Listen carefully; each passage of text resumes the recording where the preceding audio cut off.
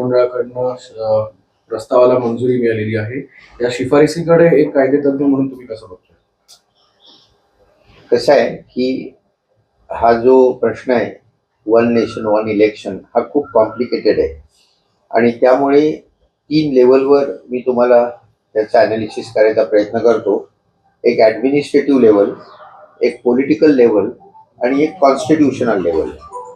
आता काही प्रश्न जे असतात ते पुन्हा पुन्हा उद्भवतात. उदाहरणार्थ विमेन रिझर्वेशनचा प्रश्न. गुजराल ज्यावेळी पंतप्रधान होते त्यावेळी मी दिल्लीला भाषण द्यायला गेलो होतो. ते 25 वर्षांनी आत्ता झालं आणि ते आता यानंतर 10 वर्षांनी लागू होईल. म्हणजे काळाचा म्हणजे बघा किती प्रचंड वेळ जातो ते. वन नेशन वन इलेक्शन तसंच आहे. युनिफॉर्म सिव्हिल कोड आहे. मतदान सगळ्यांना सक्तीचं करावं का, हे प्रश्न चालूच राहतात. आता वन नेशन वन इलेक्शन जे आहे, तर ॲडमिनिस्ट्रेटिव्हली 22/5/18 ज्यावेळी रावत मुख्य निवडणूक आयुक्त होते आणि अरोरा आणि लवासा हे त्यांचे असिस्टंट होते, त्यावेळी त्यांनी 9 माजी मुख्य आयुक्तांची मीटिंग बोलवली होती.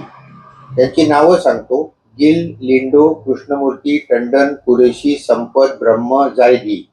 आणि या सगळ्यांनी असं सांगितलं, सर्व इलेक्शन कमिशनर्सनी, की एकाच वेळी देशभर निवडणुका घेणं हे प्रॅक्टिकली पण शक्य नाहीये आणि कॉन्स्टिट्यूशनली पण शक्य नाहीये. आता याची जी कारणं देत आहेत गव्हर्नमेंट, की का आम्ही करतोय असं, तर खर्च वाढतो किंवा शासन यंत्रणेवर ताण पडतो. आता ऍक्च्युली शासन यंत्रणेवर एका वेळी इलेक्शन घेतलं तर जास्त ताण पडणार आहे आणि याच्यामुळे आचारसंहिता लागू होते आणि कामं होत नाहीत विकासाची. तर हेही पटण्यासारखं नाही, कारण ती परवानगी इलेक्शन कमिशन कडनं घेता येते. तर ही सगळीच कारणं ही उथळ आहेत थोडीशी. आता पॉलिटिकल लेवलवर मी येतो. आता कोणालाच कॉन्स्टिट्यूशनल मेजॉरिटी नाहीये आणि इंदिरा गांधींच्या काळात, राजीव गांधींच्या काळात किंवा काही अंशी मोदींच्या काळात जसं रेटून नेता येत होतं, 140 लोकांना बाहेर काढलं आणि IPC पास करून घेतलं, CRPC पास करून घेतलं, तसं कॉन्स्टिट्यूशनल अमेंडमेंट 2/3 मेजॉरिटी आता पास करणं हे जवळजवळ अशक्य आहे. त्याच्यासाठी 2/3 मेजॉरिटी लोकसभेत लागते, 2/3 मेजॉरिटी राज्यसभेत लागते आणि काही बाबतींमध्ये, सगळ्या नाही पण काही बाबतींमध्ये राज्यांचं 1/2 स्टेट्स, म्हणजे आता 28 तुम्ही धरलं तर 14 स्टेट्सचं रॅटिफिकेशन लागतं. तर ही संख्या जी आहे ही मिळायची शक्यता मला या वेळी आता या क्षणाला तरी दिसत नाही. काय आहे, रामनाथ कोविंद हे राष्ट्रपती असतानाही त्यांनी त्यांच्या भाषणात सांगितलं होतं, ते भाषण पंतप्रधानांकडनं लिहून दिलेलं असतं. आत्ताही त्यांची नेमणूक जी झाली ते उघड आहे की ते भाजपच्या बाजूचे आहेत. त्यामुळे ही जे कमिटी आहे याची पारदर्शकता किंवा याची इम्पार्शालिटी याच्याबद्दलही शंका निर्माण होऊ शकते. आता सगळ्यात महत्वाच्या शेवटच्या भागाकडे येतो, की याची कॉन्स्टिट्यूशनल व्हॅलिडिटी टिकेल का नाही टिकेल. तर 24 मार्च 1973 केशवानंद भारती खटला झाला आणि त्याच्यामध्ये एक फार महत्वाचा निर्णय दिला गेला, की भारताच्या राज्यघटनेचं बेसिक स्ट्रक्चर घटना दुरुस्ती करून सुद्धा बदलता येणार नाही. आता बेसिक स्ट्रक्चर काय आहे, तर त्याच्यामध्ये अनेक निर्णय आहेत सुप्रीम कोर्टाचे. त्याच्यामध्ये फेडरलिझम म्हणजे संघराज्य व्यवस्था, पार्लमेंटरी डेमोक्रेसी, कारण आता जर का हे आत्ता जे करतायत त्याच्यामध्ये आपण प्रेसिडेन्शियल फॉर्मकडे जाण्याची शक्यता दिसते आपल्याला. त्यानंतर राईट टू व्होट, म्हणजे मी एखाद्या व्यक्तीला निवडून दिलं तर 5 वर्ष त्यांनी तिथे राहायला पाहिजे, तुम्ही 2 वर्षात ते बरखास्त करून चालणार नाही. असे अनेक घटनात्मक प्रश्न तिथे निर्माण होतील आणि तसे जर का झाले तर घटना दुरुस्ती सुद्धा घटनाबाह्य ठरवण्याचा अधिकार सुप्रीम कोर्टाला आहे. आतापर्यंत उदाहरणार्थ इंदिरा गांधींनी जी घटना दुरुस्ती केली 42वी, त्यातला काही भाग सुप्रीम कोर्टाने घटनाबाह्य ठरवला. त्यांनी असं म्हटलं की पार्लमेंटला काहीही बदलता येईल.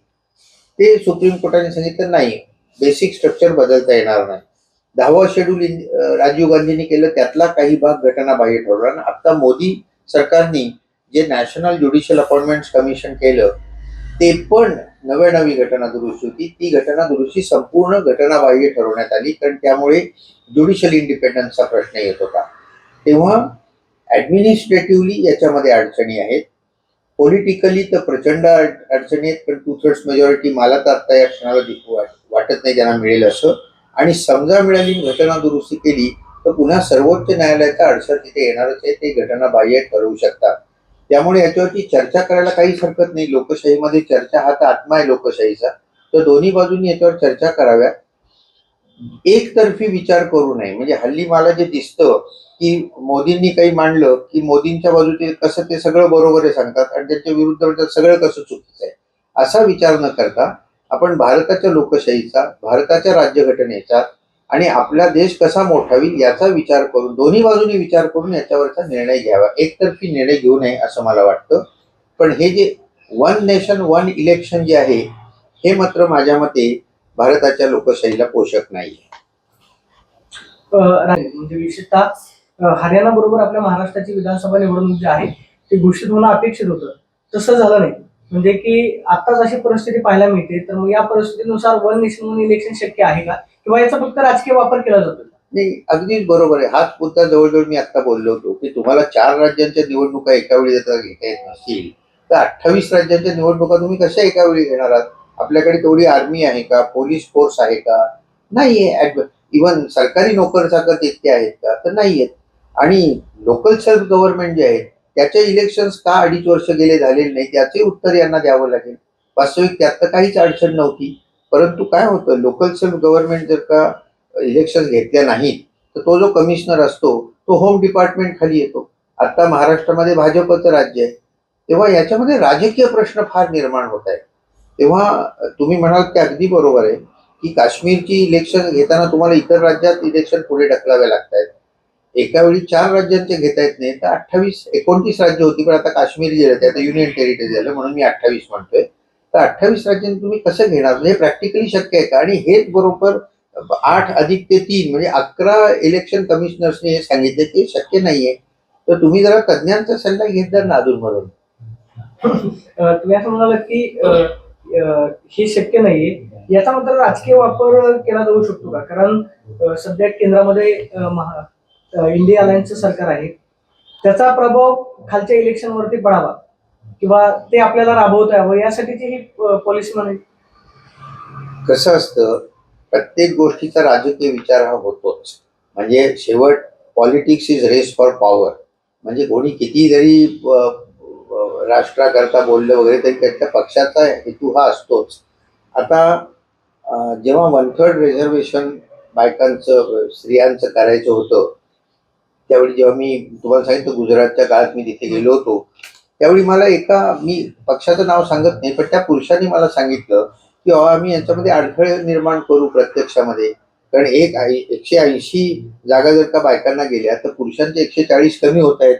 मग आम्ही कसं त्याला मतदान करणार? तर आम्ही नाही करणार त्याला मतदान. इतकं सोपं गणित असतं सगळ्यांचं, फक्त ते आपल्यापर्यंत पोहोचत नाही. तेव्हा याच्यामध्ये राजकीय हेतू असणारच ना, काही शंकाच वन नाही. नेशन वन इलेक्शन साठी राज्याची भूमिका किती महत्वाची आहे? राज्याची भूमिका कसं असतं, लोकसभा राज्यसभेकरता कदाचित घटना दुरुस्ती त्याच्यावर मला विचार करावा लागेल, पण रॅटिफिकेशन लागणार नाही राज्यांचं. पण लोकल सेल्फ गव्हर्नमेंट जे आहे ते पूर्णपणे राज्याच्या अधिकारातला विषय असल्यामुळे घटना दुरुस्ती करताना रॅटिफिकेशन घ्यावं लागेल. आणि शेवट असं आहे की संघराज्य याचा अर्थ केंद्र सरकार आणि राज्य या सगळ्यांनी मिळून भारत चालवायचा असतो. त्यांच्यामध्ये संघर्ष असता कामा नये, कॉम्पिटिशन असावी पण कॉन्फ्लिक्ट नसावा असं घटनातज्ञ लोक सांगतात. तेव्हा राज्याचा संबंध येणारच त्याच्याशी. भाजपचं असं म्हणणं आहे की ही आताची इलेक्शन अशी घेतली वन नेशन वन इलेक्शन तर प्रशासकीय काम आणि खर्च कमी होईल. मग याच्या आधी ज्या प्रकारे इलेक्शन घेतलं होतं मग त्यावेळेसची काय परिस्थिती होती? नाही, खर्च हा मुद्दा जो आहे ना तो माझ्या मते अत्यंत गौण आहे. कारण आपण रस्ते बांधतोय, समृद्धी महामार्ग बांधतोय, आपण 1,00,000 कोटींनी बुलेट ट्रेन करणार आहोत, आपल्याजवळ वाटेल तेवढे पैसे आहेत. तेव्हा लोकशाहीचा जो आत्मा इलेक्शन त्याच्यावर 4 पैसे जास्त खर्च झाले तर काही बिघडत नाही. याच्या विरोधामध्ये जन आंदोलन उभं राहू शकतं का? नाही, त्याला आपल्याला मी खरं सांगू कमी राजकारण कधी बोलत नाही. घटनात्मक जे होतं ते मी तुम्हाला सांगितलं की ऍडमिनिस्ट्रेटिव्ह डिफिकल्टीज आहेत, पॉलिटिकल डिफिकल्टीज आहेत आणि कॉन्स्टिट्युशनल डिफिकल्टीज आहेत. त्यामुळे नियर फ्युचरमध्ये हे घडेल असं मला वाटत नाही. हे मी तुम्हाला कॉन्स्टिट्युशनली सांगितलं. राजकारणामध्ये जन आंदोलन होऊ शकतात तर हे सगळं मान्य आहे.